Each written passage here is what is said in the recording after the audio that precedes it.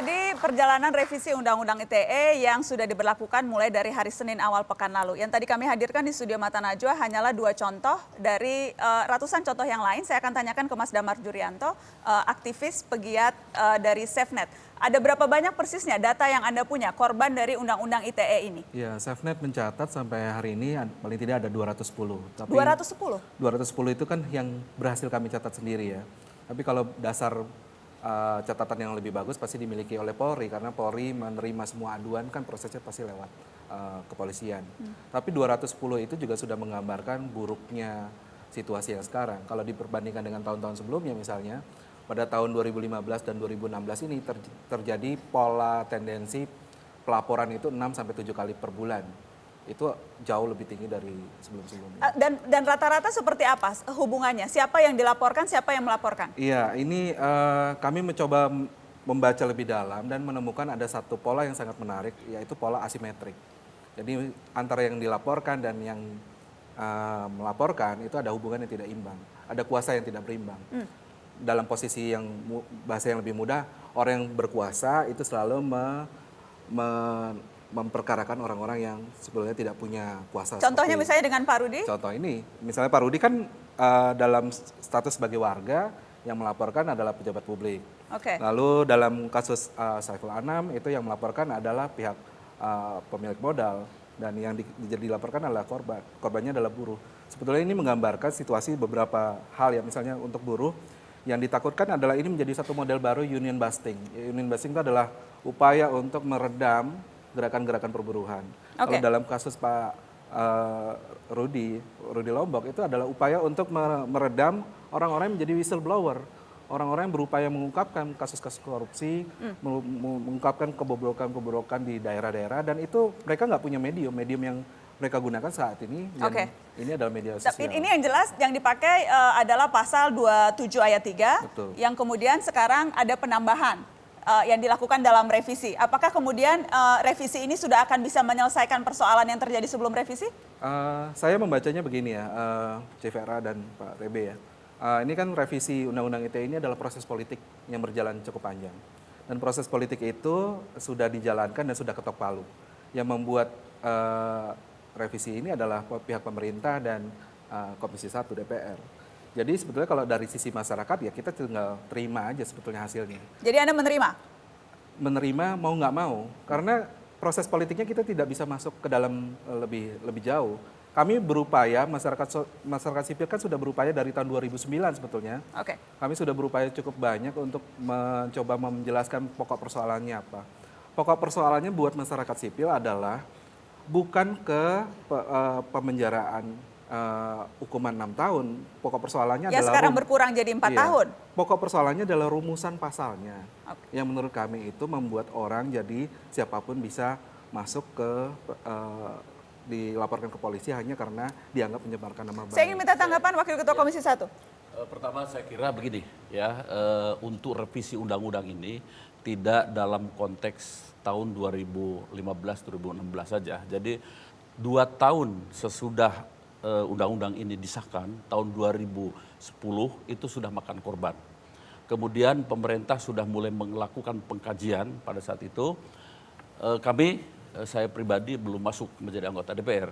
Kemudian tahun 2012 dimasukkan ke legislasi. Kemudian baru tahun 2014 itu masuk dalam daftar prioritas. 2015 akhir baru kami memulainya, dan kemudian saya ditunjuk sebagai ketua panjanya. Menurut Anda ini sudah yang maksimal? Saya ingin jelaskan dulu ya. Kemudian yang banyak menjadi korban itu adalah dari pasal 27 ayat 3. Seperti yang Pak Rudi dan Saiful. Yang ini ya.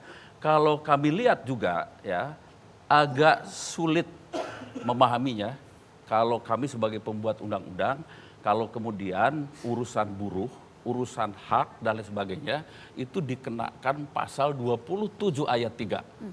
Itu kurang. Tapi itu yang terjadi, undang-undangnya hanya dipakai untuk makanya itu, nanti Pak. Kan ada penyidik. Nah, begitu. Jadi lalu ada tuntutan, kami berbicara bukan hanya dengan kelompok lembaga masyarakat saja, dengan LSM dan sebagainya. Kami berbicara dengan tokoh pendidik, kemudian dengan tokoh agama, dengan tokoh masyarakat dan sebagainya. Ada 2 pengelompokan. Baik, ini misalnya nih pasal 27 ayat 3. Setiap orang dengan sengaja dan tanpa hak mendistribusikan dan atau mentransmisikan dan atau membuat dapat diaksesnya informasi elektronik dan atau dokumen elektronik yang memiliki muatan penghinaan dan atau pencemaran nama baik. Ya. Dan definisi penghinaan dan pencemaran Saya nama baik. akan mensitir dulu soal penghinaan dan pencemaran. 2 kata ini, yang pertama kami datang dengan ketemu dengan tokoh-tokoh masyarakat, tokoh agama dan sebagainya. Menurut ajaran agama, mencemarkan orang ya itu aib, itu kan tidak dibenarkan. Lalu juga menghina orang juga tidak dibenarkan.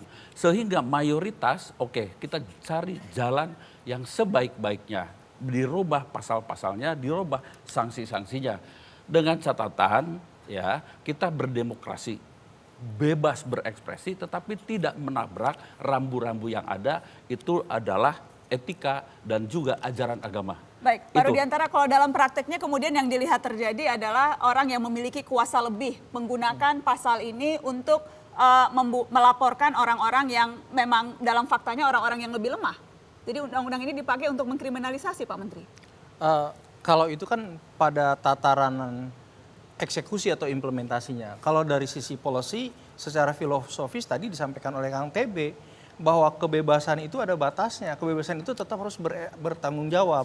Bahwa demokrasi itu juga tidak bisa sepihak, harus juga kepada pihak yang lain gitu. Jadi tataran policy saya katakan ya memang itu sudah baik dan itu lebih adil, hanya barangkali dalam tataran implementasi atau eksekusinya gitu loh. Oke, Ya, kalau implementasi menambahkan berarti dulu. Pak Polisi nih.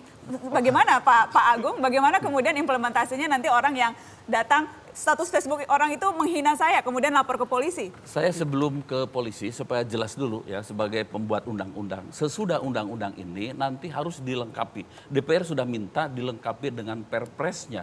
Sesudah ada perpres nanti ada permennya. Baru disosialisikan kepada. Tapi kalau pasal 27 ayat 3 kan sudah bisa langsung berlaku Tidak. tanpa Akan ada rambu-rambu yang lebih baik lagi. Oke. Supaya seperti yang beliau dapat itu nanti tidak kena. Bagaimana Mas Damar sebelum saya ke Pak Agung? Iya, menurut saya sih kita harus melihat lebih jauh lagi ya. Riwayatnya pasal-pasal ini ada di dalam Undang-Undang ITE, itu kan sebetulnya pasal-pasal sisipan. Memang waktu itu tidak ada dalam rumusan tim ahli, tapi kemudian 3 pasal dimasukkan, pasal defamasi, Baik. penodaan agama dan pengancaman. Jadi menurut saya sih kita harus melihat sebetulnya untuk siapa kepentingan pasal-pasal ini ada dalam Undang-Undang ITE. Dan saya mau sampaikan tadi sebetulnya dalam hasil revisi juga terlihat bahwa ya pasal-pasal ini tetap ada karena melindungi kepentingan orang-orang yang selama ini memang mengambil keuntungan dari adanya pasal-pasal itu dalam Undang-Undang Sejauh ITE. mengambil keuntungan, bagaimana Pak Agung dalam prakteknya polisi akan seperti apa? Ya. Dilaporkan langsung diproses? Saya akan luruskan pikir dulu tentang bahwa undang-undang ini sudah banyak makan korban. Saya rasa kita harus meluruskan. Keputusan. Anda tidak setuju dibilang korban. Jadi Ya, Pak Rudi, Pak Saiful itu saya bukan pikir korban. gini Mbak, bahwa putusan pengadilan itu bukan keputusan untuk orang menjadi korban atas undang-undang. Tapi bagaimana undang-undang itu mengatur, dan kita sepakat bahwa negara kita demokrasi dan undang-undang, hukum menjadi pahlawan, panglima. Jadi kalau hukum menjadi panglima, mari kita lihat hari ini Undang-Undang ITE direvisi dan kita akan jadikan itu sebagai panglima. Saya akan melaksanakan itu. Lalu bagaimana mekanismenya? Saya rasa kita lah yang harus kita luruskan kembali di sini. Kita sekarang sedang bagaimana mencoba menjelaskan tentang apa sih sebenarnya pelanggar hukum itu. Oke. Pelanggar hukum pada dasarnya adalah perbuatannya. Setiap perbuatan orang. Lihat tadi di pasal 27 ayat 3. Nanti kita lihat, kita harus break headline. Setelah ini kemudian kita akan cari tahu. Jadi persisnya apa yang dilarang? Apakah kalau kita menerima meme atau menerima informasi atau tautan berita yang isinya ternyata tidak benar dan kita sebar, apakah kita juga akan bisa terjerat? Setelah headline news kami akan bahas, tetaplah di Mata Najwa.